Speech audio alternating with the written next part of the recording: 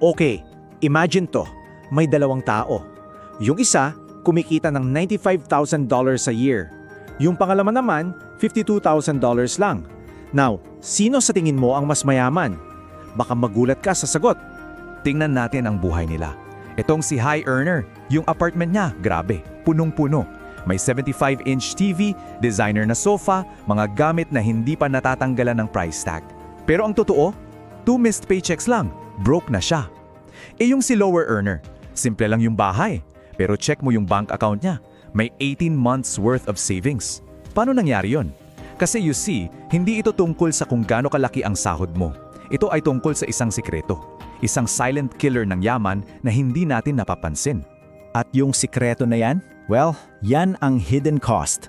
Bawat isang gamit na binibili natin, na pag-aari natin, ay may dalang nakatagong presyo. Isang presyo na dahan-dahang umuubo sa pera mo, na hindi man lang nakasulat sa resibo. Ang tawag dito ay the second cost. You know, yung presyong binayaran mo sa cashier, yan yung tip of the iceberg lang. Yan lang yung nakita mo. Pero yung tunay at mas malaking gastos nakatago sa ilalim. Ito yung gastos sa space, sa maintenance, sa stress na dulot nito. At ang pinakamalaki sa lahat, ang opportunity cost. Yung pera na sana lumalago na sa investments pero ngayon naipit lang sa isang bagay na araw-araw nababawasan ng halaga. Ito, perfect example. Bumili ka ng treadmill, let's say, for $500. Mukhang good deal, di ba? Pero naisip mo ba yung espasyo na kinakain yan sa bahay mo?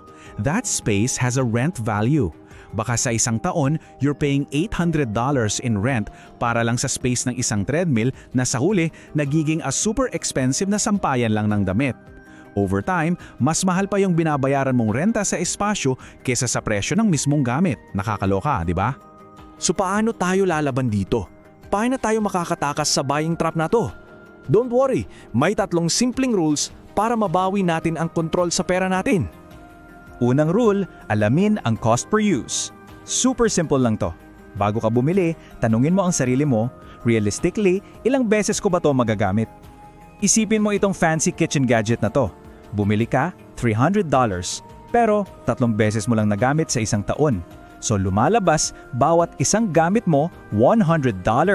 Grabe, sobrang mahal pala. Ngayon, i-compare natin yan sa isang high-quality jacket na $400. Ang mahal pakinggan, di ba? Pero kung halos araw-araw mo siyang sinusuot, sabihin na nating 200 times in a year, ang cost per use mo ay $2 lang. Dito mo makikita na minsan, yung mas mahal na item is actually way cheaper in the long run. It's about value, not just the price tag.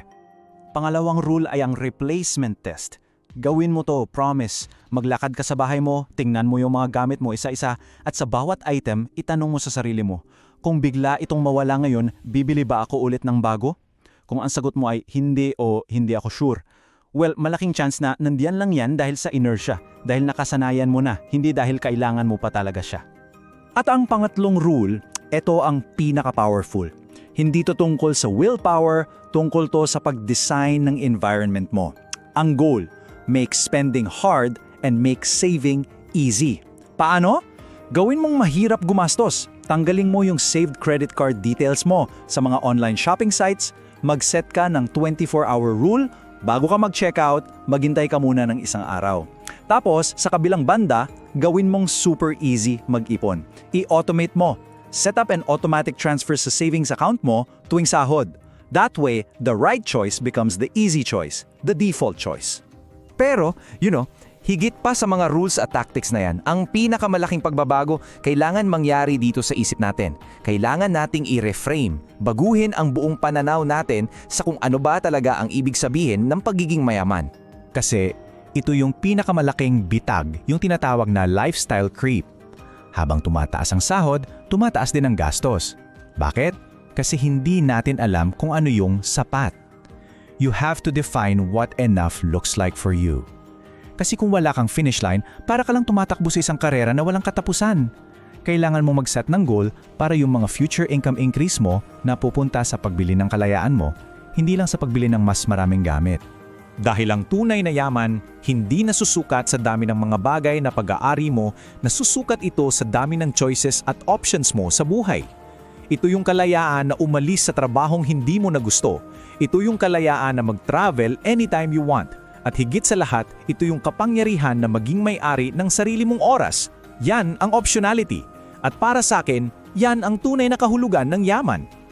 At syempre, laging tandaan na ang lahat niyang ito ay para sa educational purposes lang. Please, kumonsulta pa rin kayo sa isang professional financial advisor para sa payo na bagay sa inyong specific na sitwasyon. Sa huli, dalawa lang talaga ang landas na pwede nating tahakin. At yung desisyon natin kung saan tayo dadaan, yan ang magdidikta ng ating financial destiny. Ito ang dalawang cycles na yon. Sa kaliwa, andyan ang destructive cycle. Dito, yung financial insecurity, yan ang nagtutulak sa'yo na gumastos para sa temporary happiness. Pero yung paggastos na yon, lalo lang nagpapapalala ng insecurity mo. It's a downward spiral. Sa kanan naman, andyan ang virtuous cycle. Dito, yung pag-iipon, nagbibigay sa'yo ng security. At dahil sa security na yon, nababawasan yung emotional need mo na gumastos. At dahil doon, mas lalo ka pang nakakapag-ipon. It's an upward spiral to freedom. Kaya iiwan ko kayo sa isang tanong. Ano ang pipiliin mo? Gusto mo bang ikaw ang may-ari ng mga gamit mo? O hahayaan mong sila, ang mga gamit mo, ang magmay-ari sa'yo?